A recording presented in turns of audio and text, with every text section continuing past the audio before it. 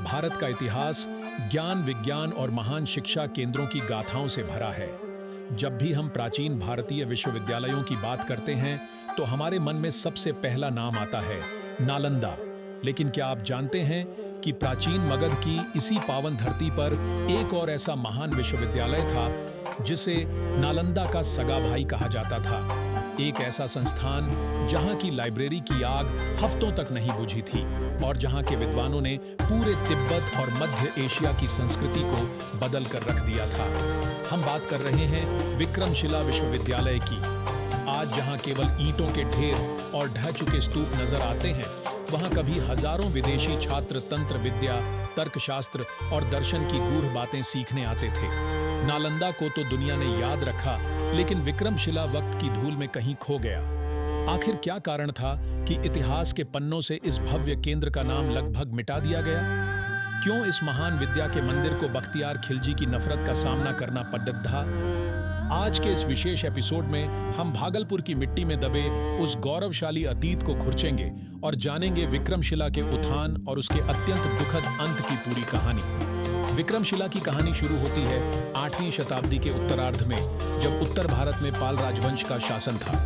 पाल राजा न केवल कुशल योद्धा थे, बल्कि वे कला और शिक्षा के बहुत बड़े संरक्षक भी थे। इस वंश के दूसरे और सबसे प्रतापी राजा धर्मपाल ने देखा कि नालंदा की गुणवत्ता में धीरे धीरे गिरावट आ रही है। उन्हें एक ऐसे केंद्र की आवश्यकता महसूस हुई जो बौद्ध धर्म की नई शाखाओं, विशेषकर वज्रयान और तंत्र विद्या को नई ऊंचाइयों पर ले जा सके। गंगा नदी के ऊंचे तट पर आधुनिक भागलपुर जिले के अंतिचक गांव में राजा धर्मपाल ने इस भव्य विश्वविद्यालय की नींव रखी। इसकी वास्तुकला आज भी पुरातत्वविदों को दंग कर देती है। कल्पना कीजिए, इसके केंद्र में एक विशाल स्तूप था जिसके चारों ओर 52 छोटे मंदिर और 108 अन्य मंदिर थे। पूरा परिसर एक किले की तरह मजबूत दीवारों से घिरा हुआ था। यहाँ की सबसे मेजर विशेषता थी इसका क्रूसीफॉर्म लेआउट, यानी यह ऊपर से देखने पर एक क्रॉस के आकार का दिखता था। इसकी दीवारों पर लगी टेराकोटा की कलाकृतियां हमें उस समय के समाज, जानवरों और पौराणिक कथाओं की झलक दिखाती हैं। पाल राजाओं ने यहाँ सैकड़ों शिक्षकों और हजारों छात्रों के रहने, खाने और पढ़ने की निःशुल्क व्यवस्था की थी। कुछ ही दशकों में विक्रमशिला ने नालंदा को टक्कर देना शुरू कर दिया और यह पूरे एशिया में शिक्षा का सबसे विशाल केंद्र बन गया। विक्रमशिला केवल एक स्कूल नहीं था, यह एक अंतरराष्ट्रीय बौद्ध केंद्र था। यहाँ प्रवेश पाना आसान नहीं था। विश्वविद्यालय के 6 मुख्य द्वार थे और हर द्वार पर एक द्वार पंडित तैनात होता था। जो छात्र इन द्वार पंडितों के कठिन सवालों का उत्तर दे पाता था, उसे ही भीतर प्रवेश मिलता था। यहाँ व्याकरण, तत्वमीमांसा, तर्कशास्त्र और विशेष रूप से तंत्र विद्या की गहरी शिक्षा दी जाती थी।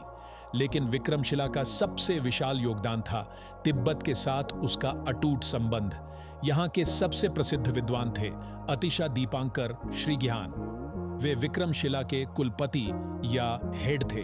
जब 11वीं सदी में तिब्बत में बौद्ध धर्म का पतन हो रहा था, तब वहां के राजा ने अतिशा को आमंत्रित किया। कहा जाता है कि अतिशा अपनी वृद्धावस्था में भी हिमालय की दुर्गम चोटियों को पार कर तिब्बत पहुंचे और वहां बौद्ध धर्म का पुनरुद्धार किया। आज भी तिब्बत के हर मठ में अतिशा दीपांकर की पूजा की जाती है। विक्रमशिला की लाइब्रेरी, जिसे रत्नसागर कहा जा सकता है, हजारों हस्तलिखित पांडुलिपियों से भरी थी। यहाँ के विद्वान संस्कृत ग्रंथों का तिब्बती भाषा में अनुवाद करते थे। यही वह स्थान था जहाँ से भारतीय ज्ञान की धारा हिमालय के उस पार पहुंची। यहाँ की शिक्षा पद्धति इतनी व्यवस्थित थी कि छात्रों को उनकी योग्यता के आधार पर पंडित या महापंडित की उपाधियां दी जाती थीं। उस दौर में विक्रमशिला से अध्ययन करके निकलना दुनिया का सबसे महान सम्मान माना जाता था।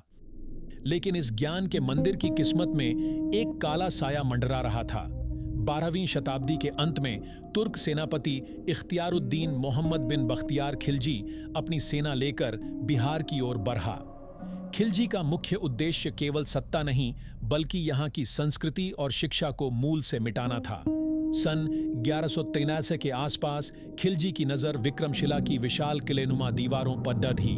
उसने समझा कि यह कोई सैनिक दुर्ग है। खिलजी की सेना ने विश्वविद्यालय पर धावा बोल दिया।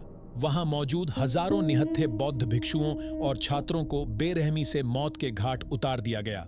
इतिहासकार बताते हैं कि जब खिलजी ने वहां की लाइब्रेरी देखी तो उसने उसे आग लगाने का आदेश दे दिया।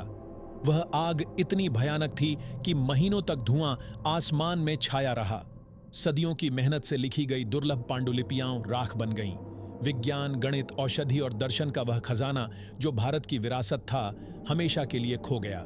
कहा जाता है कि कुछ भिक्षु अपनी जान हथेली पर रखकर कुछ कीमती ग्रंथों को तिब्बत की ओर ले भागने में सफल रहे, लेकिन विक्रमशिला के भव्य स्तूप और मंदिर खंडहरों में तब्दील हो गया। इन्नौकी नालंदा की तरह ही विक्रमशिला को भी दोबारा कभी सीधा होने का मौका नहीं मिला।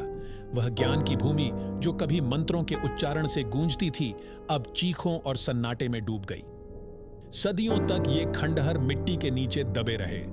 19वीं सदी में जब भारतीय पुरातत्व सर्वेक्षण ने यहां खुदाई शुरू की, तब जाकर दुनिया को पता चला कि खोया हुआ भाई विक्रमशिला यहीं कहीं मौजूद था। आज यहां आने वाले पर्यटक इसकी भव्यता के अवशेष देखकर हैरान रह जाते हैं, लेकिन यह स्थल हमें केवल वैभव ही नहीं दिखाता, बल्कि एक बहुत विशाल सबक भी देता है। विक्रमशिला का विनाश केवल एक इमारत का गिरना नहीं था, बल्कि भारतीय मेधा और बौद्धिक परंपरा पर एक ऐसा प्रहार था जिससे हम आज तक पूरी तरह उबर नहीं पाए हैं। यह हमें याद दिलाता है कि शिक्षा और ज्ञान कितने कीमती हैं और कैसे एक सन की आक्रमणकारी सदियों के संचित ज्ञान को पल भर में नष्ट कर सकता है। आज जरूरत है कि हम विक्रमशिला के इन अवशेषों को केवल खंडहर न समझें, बल्कि अपनी उस महान शैक्षिक विरासत के प्रतीक के रूप में देखें जिसने कभी पूरी दुनिया को राह दिखाई थी। नालंदा को आज पुनर्जीवित किया जा रहा है, लेकिन विक्रमशिला को भी हमारी ओर से वही सम्मान और पहचान मिलने की प्रतीक्षा है। आपको क्या लगता है? अगर विक्रमशिला और उसकी लाइब्रेरी सुरक्षित होती तो आज भारत की स्थिति क्या होती? क्या हम आधुनिक विज्ञान में दुनिया से बहुत आगे नहीं होते? अपनी राय कमेंट में जरूर साझा करें। अगर आपको हमारे इतिहास की यह मर्मस्पर्शी यात्रा पसंद आई तो इस वीडियो को लाइक करें और इसे ज्यादा से ज्यादा लोगों तक पहुंचाएं, ताकि हमारे पूर्वजों का यह ज्ञान और उनका संघर्ष भूला न जाए। चैनल को सब्सक्राइब करना न भूलें। अगले एपिसोड में हम भारत के एक और ऐसे ही रहस्यमयी स्थान की यात्रा करेंगे जहां की कहानियां आज भी अनसुलझी हैं। तब तक के लिए जुटे रहें और अपने इतिहास को गर्व के साथ याद रखें। नमस्कार।